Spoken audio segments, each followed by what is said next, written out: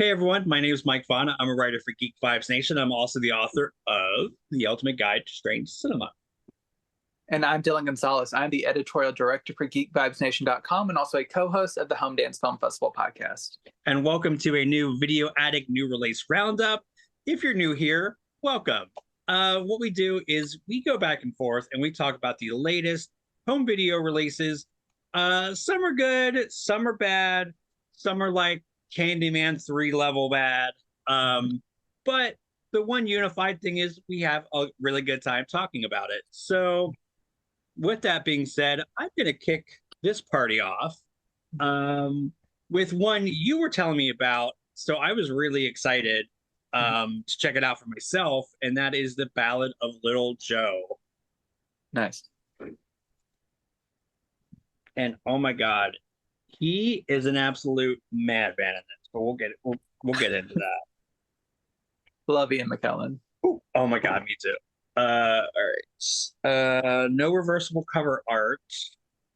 So yeah, anytime that I feel like I can watch a movie that is, it takes a genre that is very well worn and can recenter it from a fresh perspective. I love that. So, Maggie Greenwald tackles the American West, but through a female lens. I think that's so interesting. The movie centers around Jo, a woman who poses as a man to make her own way in a very harsh, male-driven landscape. So this is probably one of my favorite new discoveries. Little Jo is such an engrossing yet bittersweet movie, and the central performances and amazing photography really make it easy to kind of get swept up in the film. Also, it's not directly like queer, but there definitely is sort of like an undertone for like queer and non-binary people.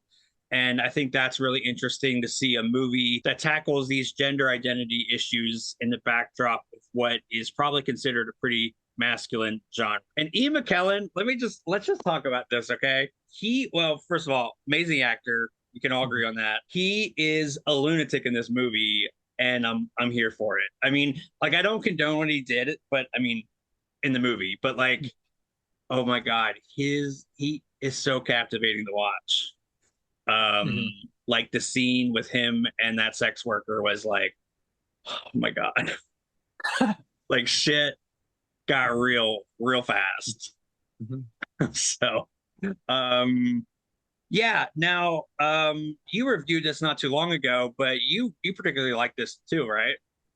Yeah, I included this in the holiday gift guide for just anyone who needed something different that may have been off the beaten path. I thought this was a really interesting discovery, especially here at the tail end of the year. It just kind of snuck in. I was just like, I want people to see this because it's a very interesting movie, and like all the performances and some of the themes and stuff. I just thought it was a very interesting movie. So I'm glad you got to like review it more properly, because I had like 30 seconds to give my like elevator pitch.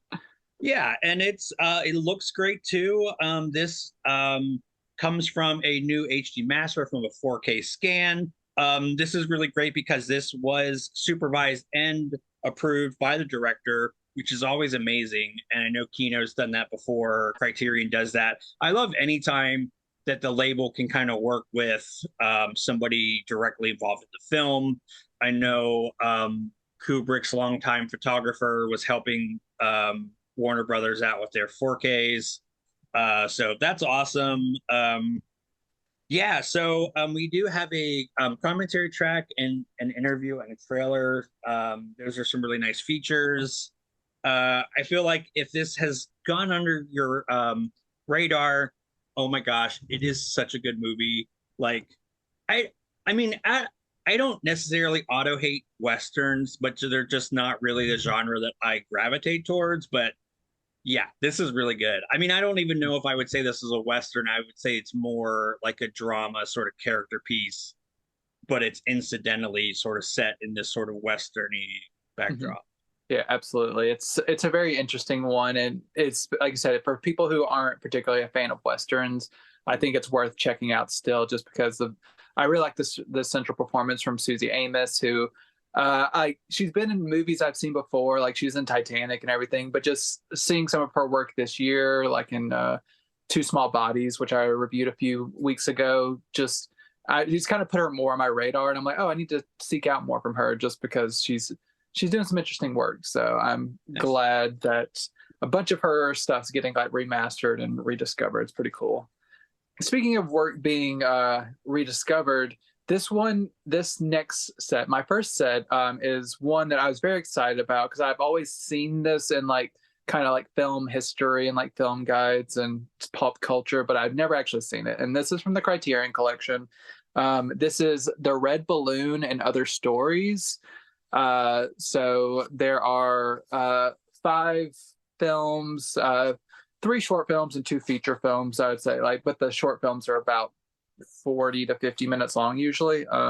Here's the interior here. That's from White Mane. Here's another one here. That's from the donkey. Bim the little donkey is on the back here. Just a little ass right there. Here's the booklet. Kind of see the balloons, and it's got some essays and all kinds of stuff in here. So good stuff. And then there's 2 discs. Disc 1 is the first 3 features, which are The Red Balloon, White Mane, and Bim the Little Donkey. The second disc on here is Stowaway in the Sky and Circus Angel.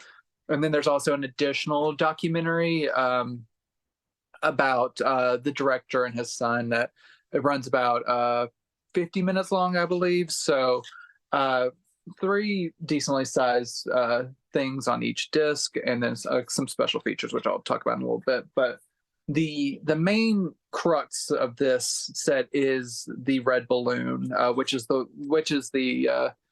film that I had seen kind of referenced in popular culture, just because it's a very simple film, and it has a very whimsical style. And from this director, there's this young boy who gets this shiny red balloon, and it almost kind of has like a life of its own. And he's just going around the city in France just with his balloon and going on, getting into different things. He'll talk to it sometimes and it'll like follow him. And it's magical, but it's more so surreal and just kind of like whimsical, and kind of the way that child fantasy brain can act. The possibilities of like a child with a balloon, it's just like what the child's fantasy can kind of conjure up. He's friends with the balloon. It's following him around, and he's meeting all these strangers on the street, which, hearing some of the background and some of the special features of how they captured some of the people like on the sidewalks they come across, like some of the people didn't even know that they were in the movie, saw this young kid who was coming up and asking him for help and stuff. It's kind of really, it's a lot of these films are shot almost documentary style, which is very fascinating. It just take on this, it is a fictionalized story, but caught in this kind of documentary aesthetic. And the way this film ends up, I won't spoil it, but just is very grandiose and whimsical. And it's just, this is the type of movie that makes you kind of have that, sparks that childlike wonder inside you. And it might be a little bit, not challenging, but unusual for modern children to see films like this when they're so kind of like hyper stimulated by different types of media. But this is very much like a good kind of like starter film for like kids who might want to get into like international cinema, because it's not too much like subtitles you need to read or anything. It's just kind of like this kid going around the city. And this kind of translates into the other films within this, like White Mane, which is about a horse that this young boy tries to tame. And there's themes of like the trust that like young like kids place in adults, and when that trust is broken, how that's kind of translated. And then there's Bim the Little Donkey, which is about like an unlikely friendship whenever this kid who has this little donkey that's it's overtaken by this ruler who's like this ruler's kid who just kind of like gets whatever he wants. He kind of takes over the donkey and tries to harm it through like trying to play with it, and then they end up becoming friends. It's a whole thing. But these basically, I don't want to go through every story, but basically these stories are of like whimsy and a wonder. And there's a lot of stuff with animals in this. Like I said, like the horse and the donkey, and there's also in the second disc as well. But a lot of these are just from a child's point of view, and like it has children going on grand adventures, which is very interesting, while also being accessible for adults and just very artistically fulfilling. It's a really wonderful set, and I really like this director's point of view. This was Albert Lamorisse, and he unfortunately passed away kind of tragically young in, I believe, the 70s. I believe he died in a plane crash, which his son, who actually survived the plane crash, talks about in the special features, and how he was like lucky to survive. But there's a lot of interesting stuff in the special features. But he's a very interesting filmmaker, and I'm glad that some of his most prominent works have been like gathered together and put given this restoration from Criterion. The Red Balloon and White Mane have been given new 4K restorations. The rest of the films have been given 2K restorations, and all of them look very nice and just very clean, but like film grain has been retained and everything. No nicks or scratches. It's just been all lovingly preserved. One reason why this might be good for children is several of these films had English versions, like narration created for this, and they provide the original French, but they also give you the option to have like English narration on some of these that kind of maybe help younger viewers. And some of these are interesting. Like one of the English narration is from like Jack Lemmon. So I was like, oh, that's really cool that they give the option of just like the original French or this English narration who maybe a lot of people grew up with. In addition to that, you also, like I said, you get a interview with the director's son, which is about 30 minutes long, and then that extra documentary that I talked about. So overall, a pretty well-rounded package, and it's just a really fulfilling release from Criterion Collection, and I'm glad I got to check it out. So if you're into kind of more whimsical child adventures, Red Balloons and Other Stories is worth checking out. That was my child in me going, yay! Whimsy. Yeah. So it's so weird, but like my sister was obsessed with the Red Balloon as a kid. Like she had cool. Somehow had a VHS of that, and yeah, watched it like almost every day. She just was weirdly into it.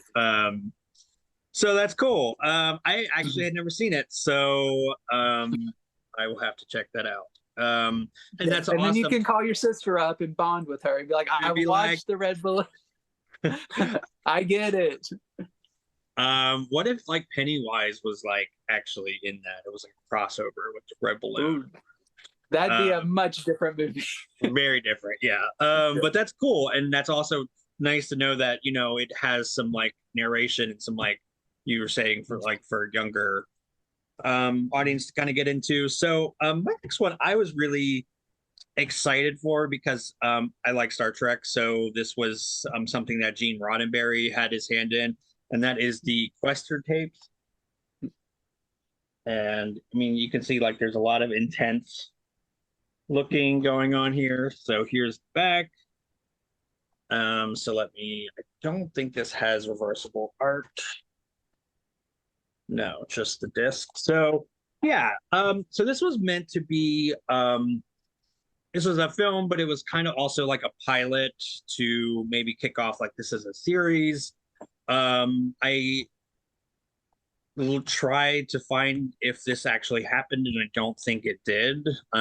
There was nothing in, like when I looked it up, like I didn't see any series spring off from this. So if I'm wrong, please chime in the comments. But I think that this was sort of like a one and done kind of thing. But yeah, basically it's about an android whose programmer goes missing, but there are like the good guys looking for him and the bad guys looking for him because they want to unlock what is like potentially this android's full potential, which could be earth-shattering.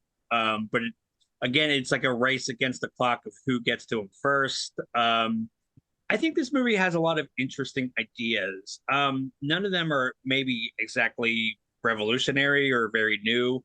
Yet I feel like watching this with like AI being such a hot topic right now, it does make the film kind of take on a whole new dimension. Um, there is a really nice mystery element at play here, and they balance some of the more weighty stuff with some humor and some thought-provoking ideas. I will say it is a bit dull in places, and I think the pacing and maybe some of the logic in the narrative could have been a little bit more polished. But I still really liked it. I like this cast a lot. For some reason, I was thinking that was like Mr. Brady, but it is not. He kind of looks like him, but I think that's Robert Foxworth, and he was also in Ants. And you have to yell that title because it has the exclamation point at the end. But he was also, more importantly, he was in The Omen 2 as the bad guy, and I love that. So that was nice to see him in there. This looks really good. This comes from a kind of like the previous film. This comes from a brand new master. This comes from a 2K scan. From the 35 millimeter interpositives. It looks really nice. There are a little bit of like roughness, but I mean, I think that it's probably just by way of some of the material, not necessarily the restoration. Overall, it looks really nice, especially for, you know, a 70s TV movie slash pilot. Colors really pop. There are some really interesting set pieces, and I did like the fact that like we could get this looking really nicely. The director also did another one that we talked about called The UFO Incident. That the one with James Earl Jones? It was. Yeah. Okay, folks, we watch a lot of movies. Sometimes it all blends together, but I did remember that because he was kind of amazing. Well, he's amazing in everything. He was amazing. But anyways, yeah, this is another one. If it hasn't really been on your radar, I think it's worth checking out. I can't think of his name, but he's like pretty famous for playing one of the characters on MASH. Mike Farrell. Yeah, he's in that. I don't know. There's like funny shenanigans with like the android sort of becoming more human, and he doesn't understand. So it's like it's a little bit of like a fish out of water thing, but it's I think that balances nicely with some, like I said, some of the more serious stuff. So pretty good release overall. I mean, it doesn't have a lot of features, but I do love the commentary track. That's really worth checking out. So yeah, pretty good. Yeah, Gene Roddenberry seemed to have several of these like pilots that he was workshopping for TV shows that didn't always pan out. Like I covered one of the Warner Archive ones, like Planet Earth and Earth 2 or something. It was they're usually pretty interesting, even if you understand why they maybe didn't make its way to like complete series. But yeah, it's an interesting one. I'm serving up 2 titles now. These won't be as involved as my last one because they're pretty bare bones, but these are 2 Paramount titles. The first one is Bebe's Kids from Robin Harris's stand-up. He was a stand-up comedian who actually passed away a little bit before this was released, and he was voiced by, I think this might have been the first role for Faison Love, who people probably know best, like mainstream audiences at least probably know best, as the manager of the store in Elf, who is he's like directing everyone, and he's getting fed up with Buddy and his shenanigans at the store. He thinks there's corporate espionage at stakes. That's a different movie, though. Bebe's Kids. This is a decently fun animated film. I like that it does take on more of like kind of a grittier adult point of view because it is from this stand-up comedian. Yes, the material is very kind of reductive and like kind of straightforward in retrospect because it kind of started out in the 80s, but you can kind of understand it's like kind of a universal thing. This man trying to get in with this woman, but she has to bring along some kids of her friends who are a little bit too rambunctious, and it just creates all kinds of chaos whenever they go to this amusement park. And most of the action does happen within this amusement park. It's a mixture of like child-friendly antics and with like a little bit more of like adult-edged humor. It is probably more intended for kids, but it is more like for the cool kids who want something a little like little edgy, but like adults also can really enjoy. I enjoyed it pretty well, even though I did find just some of the humor a little bit obvious, but it was just overall a decent time. What I liked most about this was the animation, because it had kind of a different flavor of animation than you sometimes get with like kind of like the Disney style, or just different types of like what was going on with like Ferngully and all that stuff. This just had a little bit something different, and I appreciated the change and just kind of a unique aesthetic. It didn't seem to like be very well received or do very well, but I think this kind of gained more of a cult audience on like HBO whenever it got rerun. And this finally came to Blu-ray in recent years, and it's an older master, but it holds up well enough. There's still some blemishes here and there in the animation, but overall I think it holds up decently. It would have been great to have like a proper remaster from Paramount, but overall it's fine. It does actually have a special feature. It does have the original animated short that ran before the movie. It's a take on the Itsy Bitsy Spider. Like, it's kind of like a spider is that has kind of a big personality, is like kind of getting under the skin of this exterminator who's trying to take him out. It's like a 7 or 8 minute short. It's pretty amusing. But overall, if you either have fond memories of this, like from watching it in reruns, or if you are interested in kind of animation with a little bit of an adult edge, Bebe's Kids, it's pretty interesting. My other film from Paramount is Domestic Disturbance with Vince Vaughn, John Travolta. It's your kind of run-of-the-mill thriller, elements of kind of like Rear Window, Boy Who Cried Wolf, kind of Hitchcockian stuff. It's John Travolta is the father. Is if you kind of want like a mindless thriller. It's not great. This is actually one I've seen several times before. It's just something that just pops into my life every like 5 or 6 years. I'm just like, sure, I'll watch it again. I don't know. It's just kind of has that comfort familiarity to me. And yeah, so it's a pretty decent time. And this also comes from an older master, but it looks pretty decent. You can see some room for improvement if this was ever got like a 4K release, which I don't think it will, but if it ever did, it'd look a lot nicer. But it looks good from the DVD that I used to have. It's a nice bump. This also ports over the commentary and some deleted scenes in a trailer. So at least it does have a few features. So if you're a fan of just kind of forgettable thrillers, this one, it does the trick, especially if you like the performers. It's not reinventing the genre, but it's fine. So both of these movies are pretty decent for what they are, even if they're not fantastic. Yeah, I remember seeing Bebe's Kids back in the day. I don't remember the Disturbance one, so maybe Domestic Disturbance. Yeah, but it has a Vaughn, so we're into it. Of course, you got a solidarity, right? So my next one was really fun. It's a little bit of an older release, but there is a lot of shorts and not a lot of time, but that is the Sex, Power, and Money, the films of Beth B. 2 discs. There is a huge amount of short films, and I think like the longest film is like 71 minutes, and the shortest is like 2. So if you have an evening, you can probably get through all of those. But yeah, there's like a ton of these, so I'm probably not going to go through like all of them, but I kind of wanted to maybe like set the scene a little bit.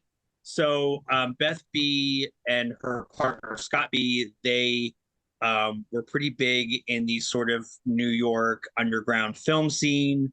If you know people like Kenneth Anger and Jack Smith and people like that, they were like Andy Warhol was probably one of the most famous ones. Like they were all kind of doing these weird experimental films, like probably around the same time like David Lynch was doing his short films before he did Eraserhead.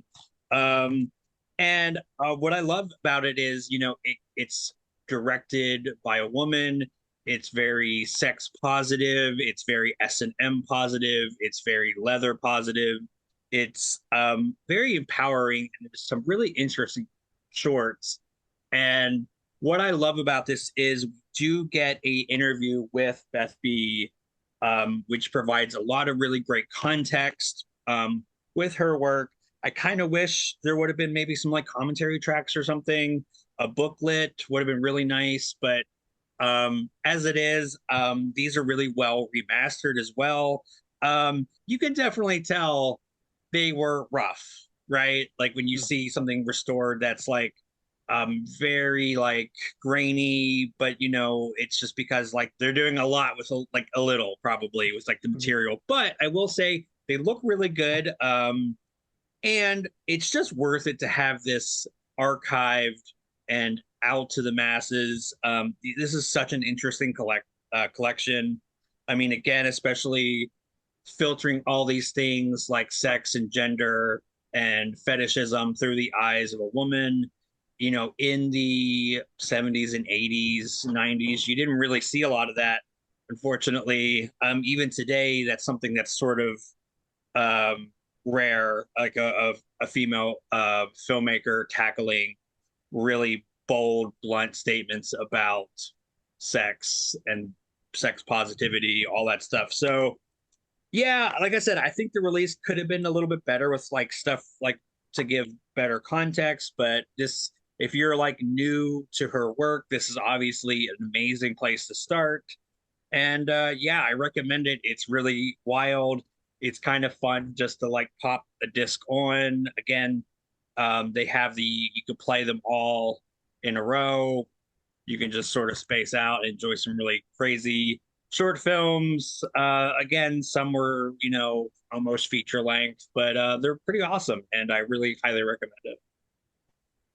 Yeah, I covered that collection a little while ago, and it's a very, like I said, it's a very interesting collection. Some of the shorts are a little intense, and like deal with some weighty subject matter, but it's very much worth checking out. And then Kina's also released some of her narrative films recently, like I just mentioned, Two Small Bodies with Susie Amos, and then Salvation they recently put out, which actually includes one of the shorts that it's on there. The first music video that is on the disc is on that release as well. So they've really been representing Beth B recently.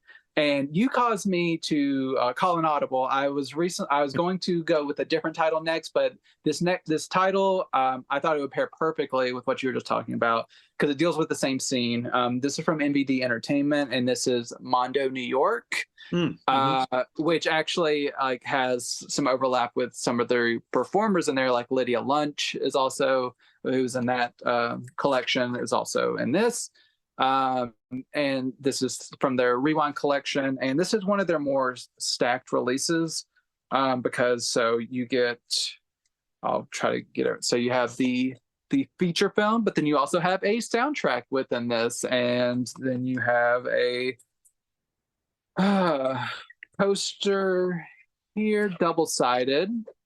And instead of just taking it out, I will just say the double-sided art underneath this is the same as this, so just kind of imagine it because I'm trying to save time. And then also there is a booklet. You don't always get booklets with these the Rewind collection, but there's some interesting stuff in here, some photo reproductions and all kinds of stuff. So that's a pretty cool addition. And then so you also get some writing on the film as well. So much like the Beth B collection you were just talking about. This is about artists in the 80s, and this is specifically probably talking about her contemporaries of the time. This is a film that goes like, it's kind of just like a late night odyssey, even though there's some daytime stuff, of just like going from like place to place, seeing all these kind of evocative artists in their element and making the audience kind of observing this, but they're also kind of reckoning with what they're seeing. Some of it is a little boundary pushing, probably for most like mainstream audiences, and just it's very like I said, sexually liberated. And there's a section of the film where there's a person in, I guess it's probably Central Park, or maybe it's George Washington Park, where there's like a crowd gathered around, and he's almost delivering a stand-up routine, but just kind of, he goes into like very stereotypical stuff. He's the type of person who, he says stuff, especially for the time, that's probably like, yeah, he's like, I love everyone, but I'm making fun of everyone, which a lot of audiences probably, especially these days, aren't particularly like cool with. Just don't make fun of, like, a lot of people just don't want to hear those types of jokes and like some of the racial slurs and everything. So I understand if like this is maybe a little bit too sexually provocative or a little bit too non-politically correct, or even though this was the culture of the time and just like it was them kind of taking back certain taboos and everything and like reclaiming that. But this is definitely a release that is not for everyone. And I just want to make that clear, because it can be a little bit like, oh, whoa, what am I watching here? But it's a pretty decent movie. It's pretty decently entertaining. Also, another reason why this won't be for everyone, there is some animal cruelty / death in this. So like killing of like live animals, like chickens, like chicken fights and stuff like that. So there's a lot in here. I just want to underline that. So sexuality, violence, not like language, loaded language, all of it. But if you're up for that, and you think, if you are a fan of like the Mondo culture in New York, I think it's a very interesting movie, even if it's just a little iffy. But this comes from a new 2K scan of the original camera negative, and much like what you were talking about with your releases, it looks good, but it's also very grimy still, because it's just what the film was at the time. And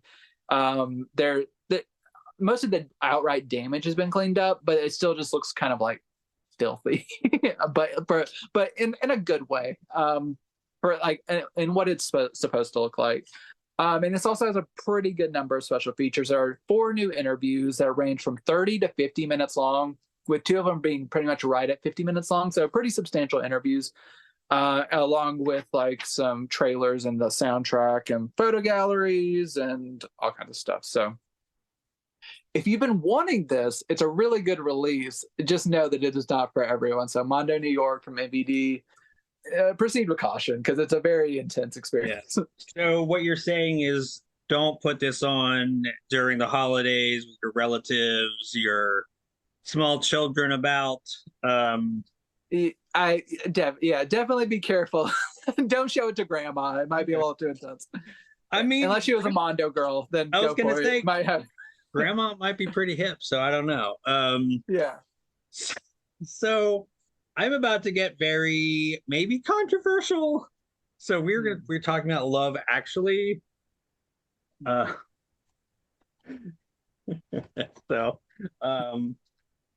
let's start off with the non-controversial things, like this is what it looks like. So here's the inside. This does have a digital code that's not in there now, but if you order it, you will have one. But yeah, so I want to say I love Christmas, right? Rom-com, regular, specials, you name it, I love it. I had a really hard time getting into this movie. Like, it is 8 hours long, it feels like. Not actually, but it is like 2 hours and some change. And I don't know, like I heard a lot about like the creepy stalker one, which is this guy. In From fact, The Walking Dead. Yeah. And oh right, that's right. Oh my gosh, that's Rick. That just broke my brain. Yeah. Obviously this has like a ton of really good people in it. And that's the thing that I did really love about it. This cast is awesome. Nobody feels like they're half-assing it. Everybody is completely on the same page, and I think that's pretty impressive. If I didn't know any better, I would think that this was sort of like satire of like holiday Christmas movies, like rom-com stuff, because everybody seems to be mean or depressed or a bit of both. And Yeah. I don't understand. Like, like the one guy's cheating on his wife and he gets caught. She's being stalked. And that's like what, his best friend's wife. Yeah. Oh my God, it's just like everyone is such a fucking mess in this, but it's a classic, I guess. So I don't know. It's wild. Yeah, I'm just speechless at times. Like my husband and I watched it and I was like, well, I heard this isn't very good, but we both love Christmas movies and stuff. So we're like, all right, we're gonna sit down, we're gonna watch this together. And there was definitely some scenes where we were just looking at each other like, what is happening in this movie? How did you feel whenever Martin Freeman came on the screen in the porn stand-in one? Oh, right. Oh my gosh. Well, at first I was like, oh, it like looked like they were like stand-ins for like a legit movie, but it just seemed like it was just nothing but sex scenes that they were doing. So I was like, oh, this is just a really expensive looking porno. And I'm like, I guess those exist. I don't know. I mean, pornos exist, but like ones that look like they could afford like nice sets and stand-ins. Yeah, production budget. Right. Catering. Yeah. Actually, I'm glad you mentioned that because that bit I thought was really fun. Like it is very absurd, but it's absurd to the level where it's actually kind of cute. Like that's sort of like their weird meet cute is like just talking about gridlock while they're, faking humping each other and Yeah. I don't know, but it's like it's so normal to them that it's just like, oh, how was your day? Doing their thing or whatever. Yeah, there were vignettes that I liked. I thought, like, if I'm being generous, I thought the one with Liam Neeson was cute, although I kept thinking he was going to be like, do his Taken thing, which really would have been interesting. But it's also very fat phobic. There is like a lot of like, oh, look at this chonker. Yeah, yeah, I was going to mention that. Yeah. This movie's so mean. But we do get some really, I mean, this is, you were talking about your release being pretty loaded, and this is as well. Like if you dig this movie, there is a lot of special features. I don't think so the this one's new. Like that I think is for this release, and then everything else was like legacy features. Is that right? As far as I know, yeah. Yeah, so that's awesome. And like any time that like big studios can like pony up for something a little bit new or extra to like justify a new release. This is 4K. It looks again really nice. I mean, it was really nicely shot. So having that uptick in like clarity is really good. So I did a little research about what the previous Blu-ray looked like because I obviously didn't own this before. And yeah, what I'm reading is it's like a really nice improvement over the Blu-ray. So, but you also get, if you're not 4K capable yet, Blu-ray option. So yeah, it didn't connect with me, but that's okay. There was things I liked about it. I liked some of the absurdity. I really liked a lot. But yeah, I don't know. I just had a hard time. It wasn't for me. You're my wife, like whenever we first got together, I think we watched it together. I'd seen it previously and she liked it okay, but it seems like every subsequent watch she gets a little bit more infuriated with the movie and just really doesn't like this movie. And what she says, it kind of makes sense. I mean, she touched on a lot of the things you talked about, like the fat phobia and stuff, but she's like, this movie is just like a movie that like straight dudes just really love for some reason. Like there's just a lot of things in here that like whenever you see a lot of the fandom online or like people naming their favorite Christmas movies, it's usually like straight white dudes that just like really love this movie. And I don't know, I don't know what's going on, but just straight white dudes love Love Actually. So if we get attacked in the comments, I'll assume it's them. Oh, and that like brings me to one of the things was like there was no gay couples, right? Like there was like no like there was no gay couples that had a sort of a Love Actually vignette in this, which of its time, yeah, there's 2000. I mean, 2005 wasn't that long ago though. Come on, I don't know. But yeah, I think this is actually 2003 because I think this is the 20th anniversary. Oh yeah, you're right, yeah. Math is hard. Yeah, but I don't know. I didn't absolutely hate it. There was things I liked about it, but it just didn't connect with me. But if you liked it, this is a really nice release that Universal put. So yeah, for sure. My next title, I am going to get to my Christmas section, but that after this one. Going back to what I was going to do originally, this is I'm going to say this wrong probably. It's Indochine. It's like about Indochina before it became Vietnam. This is just basically this is the 1992 Best Foreign Language feature winner at the Oscars, starring Catherine Deneuve.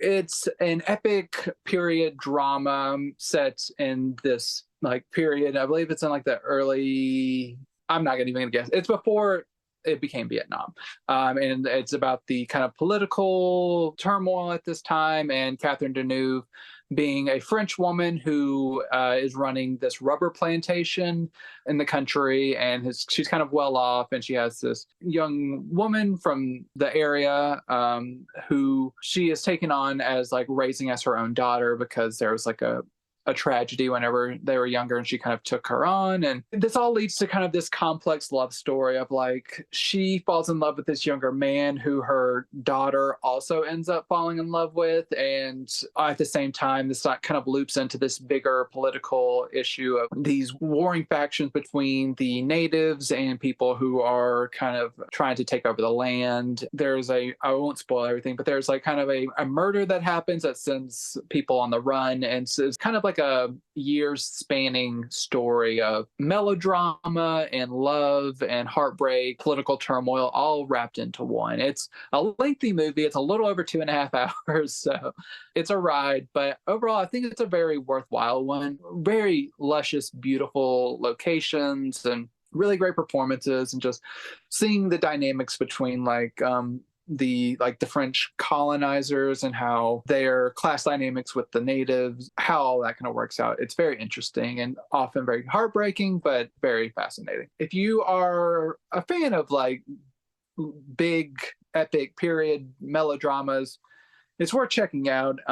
This one is from Sony, and they are using a master created in 2016 from Studio Canal. It's a 4K restoration from Studio Canal, and everything looks pretty nice. Except I think they kind of skimped a little bit on their encoding, unfortunately. So there's a little bit more compression artifacts, and like they're not egregious, but it's a little bit more compression-y than you really want.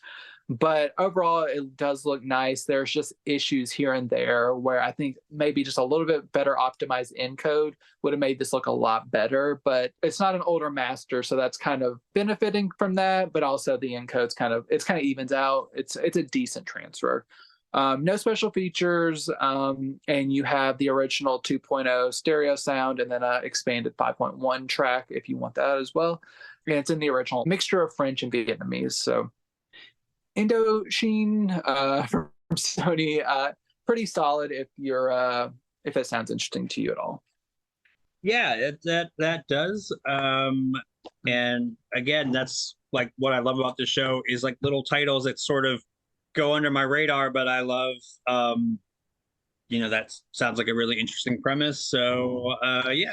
So my next one was a real treat to rewatch because I haven't seen it in a while, and that is Pollock. This also comes from Sony Picture Classics. Here's the back, and nothing inside. Here's the disc.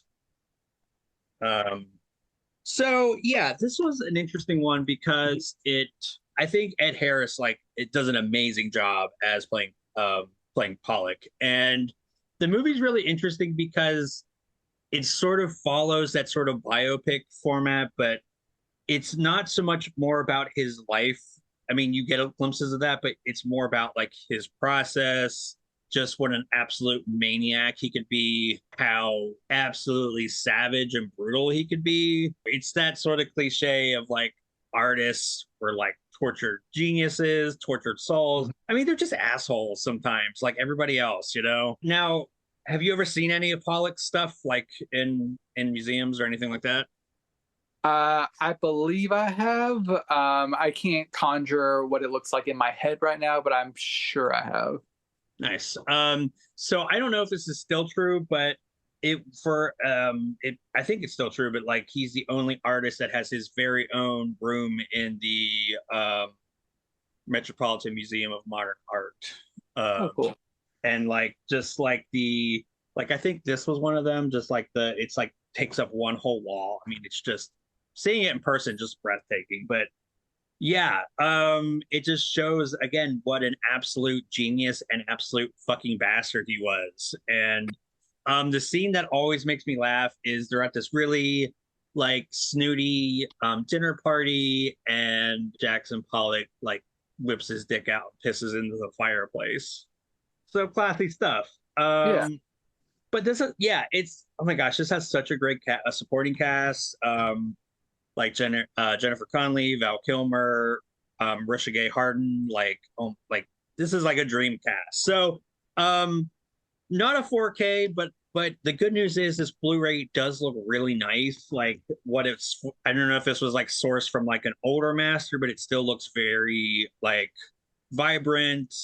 Like a lot of the outdoor location stuff looks beautiful. I mean, it's not like the most stunning looking movie, but I mean, it does really take advantage of like the locales that they shot in and stuff. And yeah, all of that stuff really pops.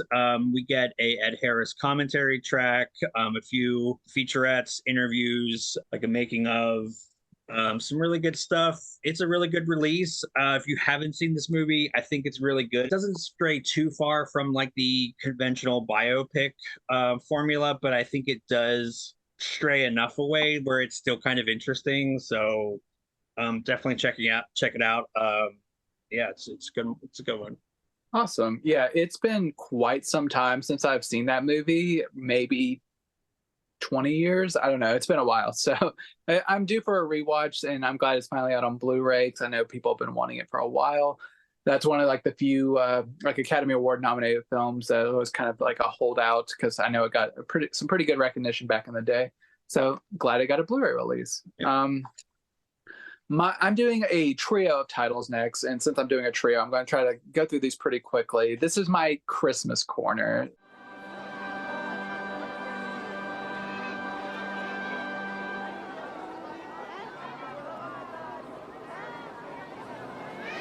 J'aime pas ta tête.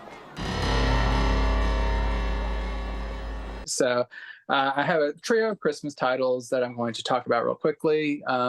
So my first one is from Universal. This is Remember the Night, which we had talked about offline recently, and I told you I'd probably get to it, and I was excited. I realized as I was watching it that I had watched it previously, but it had been a while. So this has the great Barbara Stanwyck and Fred McMurray, and this is very broad terms is Barbara Stanwyck plays a woman who is busted for attempting to steal this like bracelet or necklace at the beginning from a jewelry store, and she gets immediately sent to trial. And but in order for her to not potentially get too favorable of a verdict because of like Christmas sentiment, Fred McMurray, who's the prosecutor, he gets them to postpone the trial until after the holidays. But in the midst of this, she gets bailed out. He, through circumstances, ends up going on this road trip with him to her mother's house and then eventually his house. And I won't spoil what happens whenever they show up at each of them, but it is just a tale of unexpected love and Christmas sentiment and learning about one another through like their baggage from their past and how that kind of informs who they have become. And it just has that kind of nice old Hollywood sentiment. The screenplay was from Preston Sturgis. He did not direct it. This is a Mitchell Leisen film. But overall, if you want kind of just like nice old school, like golden age Hollywood Christmas charm, this one does pretty well. It's not the best old school Hollywood like Christmas movie, but it's a pretty good one. And I always love seeing Barbara Stanwyck. She does a great job. And this Universal Blu-ray unfortunately does not have any special features. This was released previously, I believe in like 2012 from like a TCM like Blu-ray release. From what I can tell and what I've read, I think this is pretty much the same transfer, like audio visual wise, but it could use a refresh. I don't think it will get one in the near future, but it could use one. It's not terrible, but you can see a little bit of softness here and there, maybe some source deficiencies. But overall, it's a decent Blu-ray and sounds good. And it's a good movie, so it's worth checking out if you're a fan, just to have it on Blu-ray. Next title is completely different. It is also from Universal. It is a TV movie from 2003. This is Stealing Christmas with Tony Danza. So this, I was excited about this, not because of Tony Danza necessarily, but because this has Leah Thompson, who I still have a mad crush on all these years later after seeing Back to the Future as a young kid.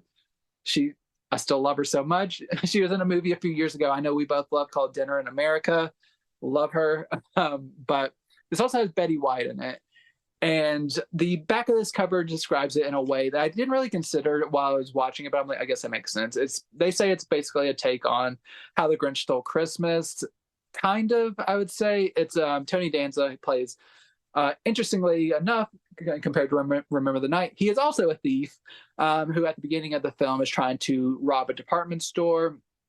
He narrowly gets away from getting caught, but he absconds in a Santa suit, jumps on a bus. He ends up in this town, and conveniently where he ends up, they are awaiting a Santa that was supposed to be sent to them. So it's a mistaken identity situation where Leah Thompson owns this like Christmas tree farm where they need their own Santa. But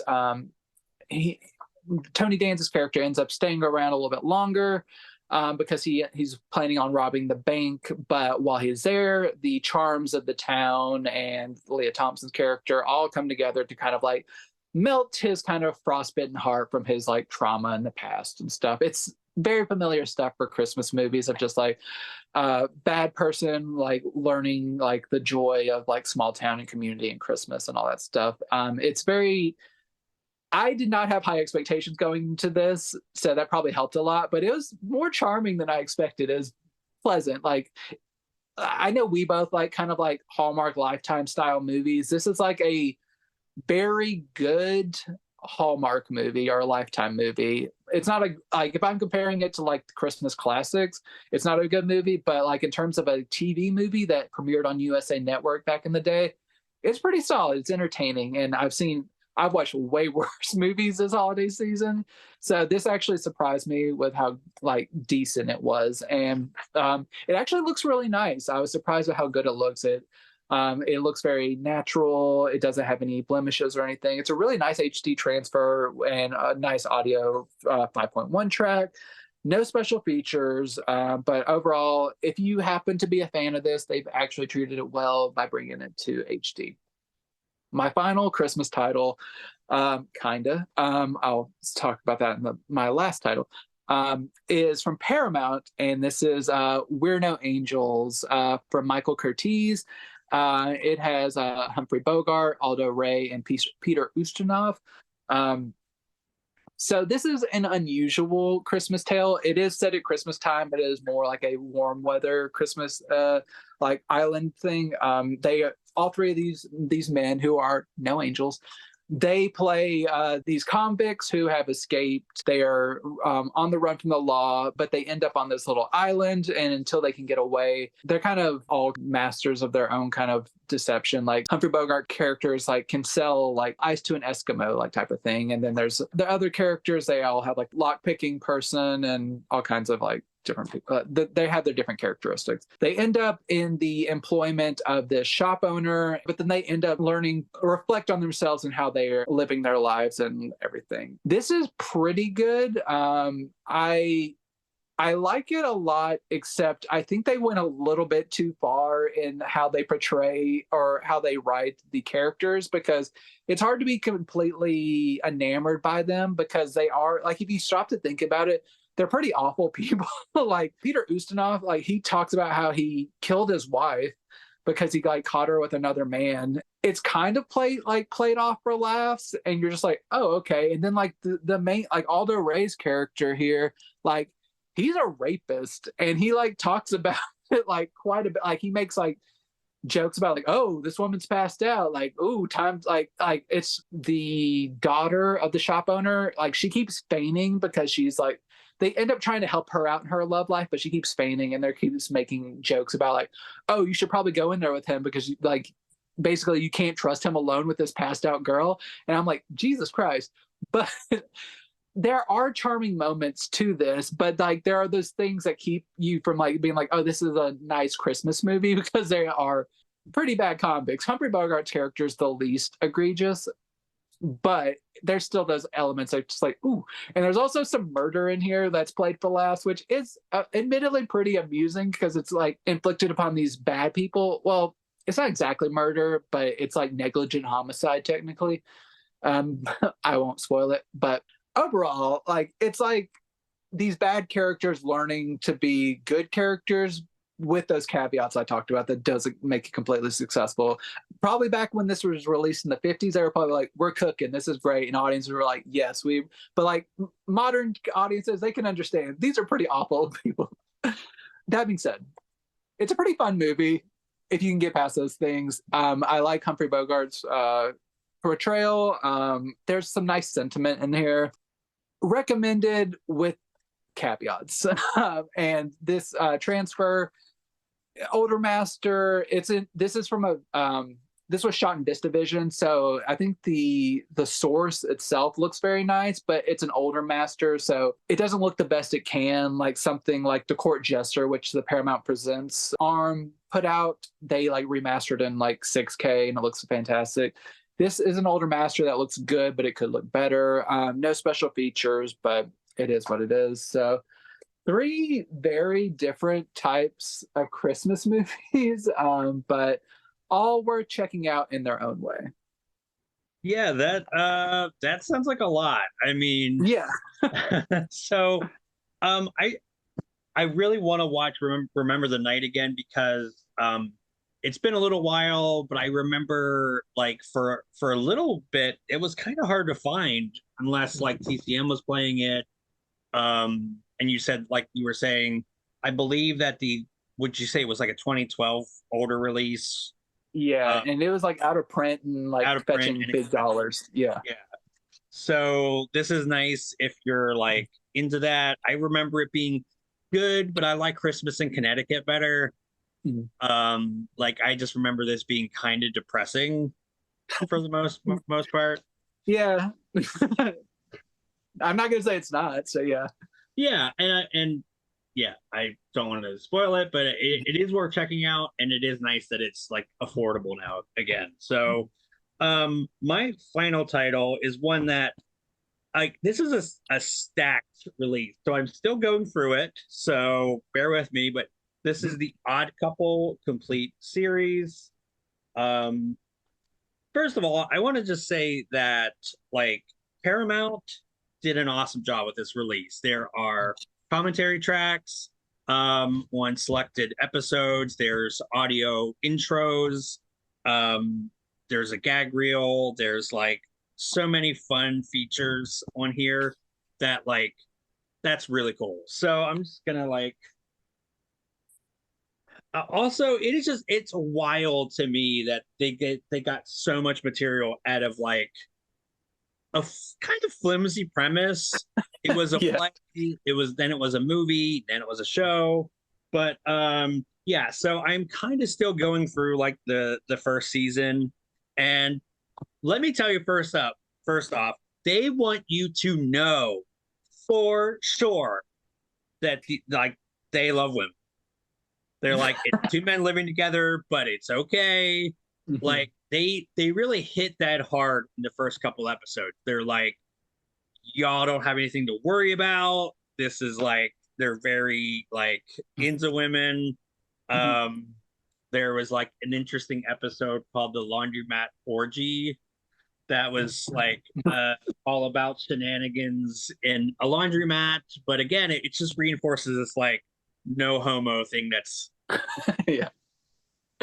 it's something, but yeah. So Yeah. here's the inside, and it is a charming show. I am having a lot of fun rewatching these or watching them for the first time.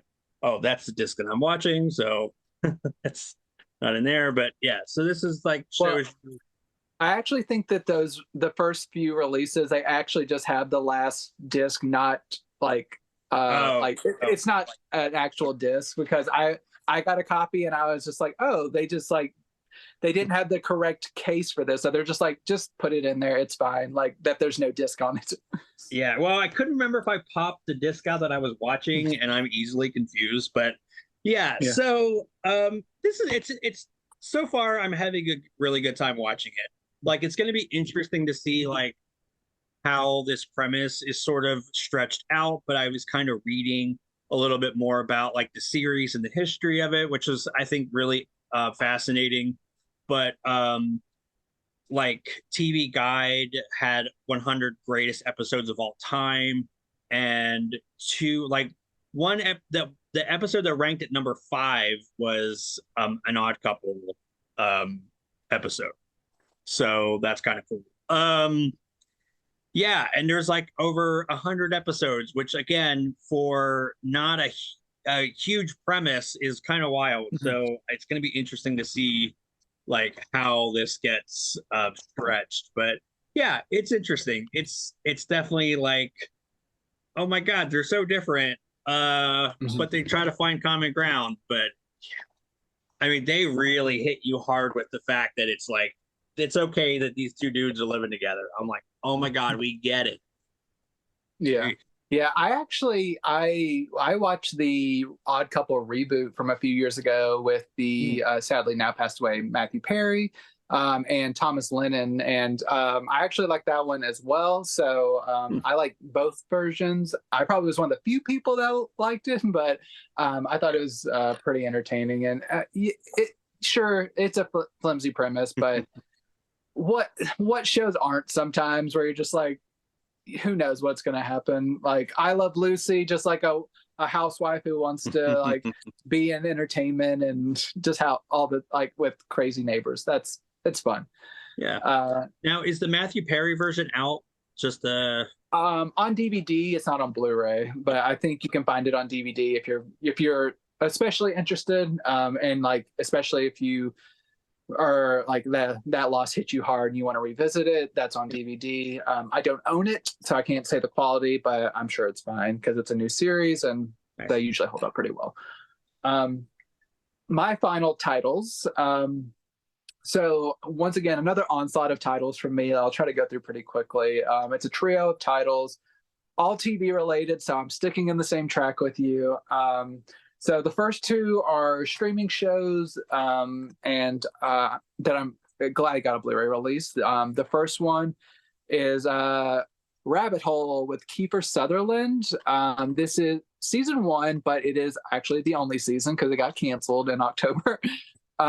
So this is an 8-episode like conspiracy theory, like thriller, kind of like reminiscent of some of the stuff happening in like the 70s with different stuff like Clute and everything of that era. It's just kind of reminiscent of some of those political thrillers. So this is Kiefer Sutherland, once again, kind of in his 24 mode. It has a little bit more of a lighthearted tone. It's not as much of a like dire, like 24 hours to save the world type of situation. But Kiefer Sutherland plays a man who's particularly good at manipulation. At the beginning of the series, he owns a firm who kind of like does kind of corporate espionage stuff where he manipulates different people in order to like make the stock do like weird stuff, like go up or down for people to capitalize on it. And he has kind of an antagonistic relationship with the FBI and everything until at the beginning of this, in the first episode, the tables get turned on him and everything that he thinks he knows kind of gets upended whenever he gets framed for a murder and he has to go on the run with this woman who he kind of like had a brief thing with. And he's not sure if he can trust her, but he ends up going on the run with her. And this is basically going down the rabbit hole of the conspiracy of just him trying to figure out who set him up, why, for what purpose, all that type of stuff. It's pretty standard stuff, but if you're into that type of situation, like that kind of genre, it's pretty fun. Like I recently rewatched 3 Days of the Condor because it's set at Christmas. So like I was in kind of that mood and this kind of complemented that pretty well. And overall for 8 episodes, it's not amazing, but it's pretty entertaining, and it's not a huge investment. And I like Kiefer Sutherland, but the real standout of this is Charles Dance from Game of Thrones fame and a lot of other fantastic movies, but that's probably what most people know him as, Tywin Lannister.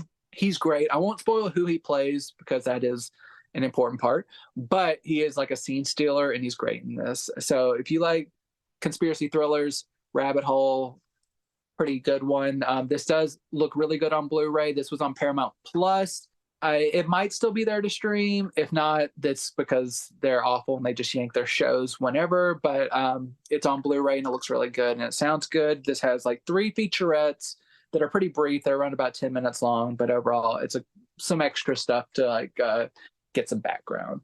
My next show did not start as a streaming show, but it also went to Paramount Plus. This debuted on CBS. It's one I really like, and that is Evil, season 1, 2, and 3. So these are sold individually.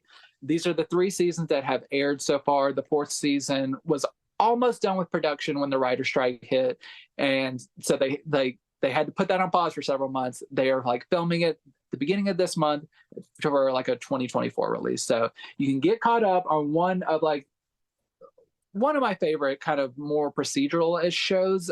This comes from the minds of Robert and Michelle King, who did the show that I fucking love. It's one of the best shows of the 2010s, and that is The Good Wife. I know that the title may not like sound like it's promising, but it's fantastic. And then they also did The Good Fight, and then they did Evil, which is the best way I can describe this is like X-Files, but instead of the paranormal, it's dealing with religion.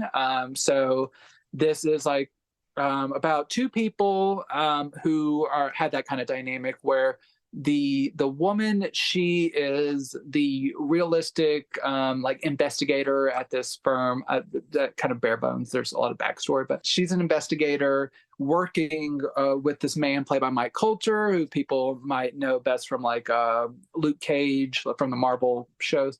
He plays a man of faith who kind of believes in like the spiritual, and they kind of investigate different things, trying to figure out if it is potentially a spiritual act or if it is something more evil within the human realm that is causing this to happen. And throughout this, there's like this like kind of like devilish character who may or may not actually be the devil, played by Benjamin on Lost. I can't remember his name right now, but he is great. But he was also on a show called Person of Interest, which I really loved. But it's very procedural. Like I said, it's like usually a case of the week type of thing, but it also just has like this ongoing threat in the background. And it does really get quite terrifying sometimes, especially when it was on CBS for the first season. I was like, oh shit, I'm surprised they're getting away with some of this because there's some really unsettling stuff. So it did not surprise me when it moved to Paramount Plus on season 2 and then season 3. And I think it's a much better fit for it. And it does allow them, they don't go insane, but it does allow them to kind of like play a little bit more with like this horrific side of things, especially some of the topics that they explore is fascinating. But if you if you are cool with kind of more procedural storytelling, this is one of the better ones, especially if you're like genre enthusiasts, which I know we are. It has enough of that supernatural slash like horrific like stuff going on in the background that you're like, you can be pretty entertained. But it also has a good sense of humor as well. So I want to make that clear. It has a good ensemble with some lighthearted takes, but then there's also some like crazy trippy stuff going on. It's fantastic. Each of these seasons are on manufactured on demand Blu-ray discs. So these are all burn discs. So if you have a player that doesn't interact well with them, be aware of that. But if you can play these well, they look fantastic in high definition. I'm so glad they got an HD transfer because they were initially released as DVD only, and I was so bummed, and I probably wasn't going to collect them. But then they got Blu-ray, and I was like, yes, bring it on. And these all come with a good selection of deleted and extended scenes. And the first season actually comes with an additional couple featurettes as well. But each season comes with like at least 20 minutes of deleted scenes throughout the season. The first 2 seasons are 13 episodes. The third season is 10 episodes. So overall, very entertaining show. Love these creators, and I'll watch anything they come up with. But Evil is especially a really good show. Sample it on Paramount Plus if you have it, and if you like it, invest in the show because it's really great. And I'm glad they're on Blu-ray. My final title is kind of Christmassy in my heart because this is a show especially known for its Christmas specials because British shows do that. They do more of like the actual Christmas specials. And that is Downton Abbey, the complete series. So I don't think I have to do too much like background on this title because it was a very beloved show, but I'll kind of talk about it a little bit. This does follow the titular Abbey in England of the Crowley family. It starts in 1912, and so here's the packaging here, and it goes until about the mid 1920s, and it's kind of it's an exploration of British aristocracy and kind of the class dynamics between the wealthy family and their servants, and kind of the drama that's happening between each class. And sometimes they intermingle, but then there's a lot of stuff that's just happening independently of each other, until you get kind of more near to the end of the series where there's kind of more of the rise of the working class and kind of the fall of the aristocracy. There's a lot of big things that happen throughout this series. That starts off with like right after the sinking of the Titanic and kind of the fallout, how it impacts like some of the characters' relatives were on there. And then there's also like the Teapot Dome scandal later in like the middle of the series. And then like just a bunch of like different real world political stuff woven into how that impacts this family and like the class dynamics. And love all of the characters. I actually reviewed some of the movies that have come out since then for Geek Vibes, but I was excited to revisit the show itself because each season is pretty short. They're usually about 8 or 9 episodes, depending on if you include the Christmas specials. The character work is so rich, and just seeing how things evolve over these 6 seasons. And I believe there's 52 episodes, 5 of which are Christmas specials, which is why I kind of felt it was especially appropriate for this time of the season because it makes me feel that way. So I wanted to talk about it. It's just such a fascinating, cozy show. It's like, but I love seeing how the characters develop. It's just some of the better television to come out of the 2010s, like I said, along with some of the other shows I was talking about earlier this episode. But the Blu-ray looks nice. It's a really pleasant looking transfer. Audio is great. This actually has a good number of special features.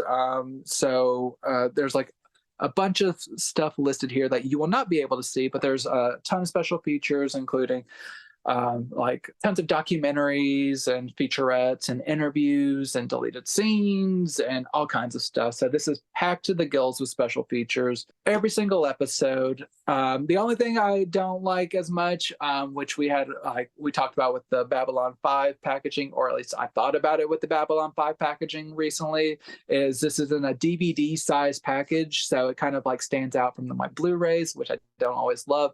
But it's a convenient package, so I'll forgive it. So if you're a fan of Downton Abbey, it's a good set, and it's a show that's just, it's comforting, and I really like it. So really TV heavy here at the end, but it's a lot of good stuff and a lot of different type of things for people. Yeah, and I think like covering TV stuff's like pretty great because it's like cold, there's nothing to do, just get a nice show. Have you ever seen Upstairs Downstairs? No, I've always heard of it, but I hear it's great. Yeah, so like if you clearly like Downton Abbey, you would definitely would like that. And there was another good one that I liked, Mr. Selfridge. Oh yes, I've heard of that one. Yes, I will add it to the list. Yeah, that I remember that started really good. I think maybe it sort of dropped off, but the first couple seasons were really good. So Nice. anyways, yeah, so that is our episode. And yeah, the obligatory, please like, subscribe, all that really good stuff. We love hearing from y'all. We love hearing comments, and we're not doing a giveaway, but let us know what you enjoyed about what we were talking about, because like again, love hearing that. What are some new titles that maybe should be on our radar that we didn't cover? Love that as well. And as always, thank you for hanging out with us.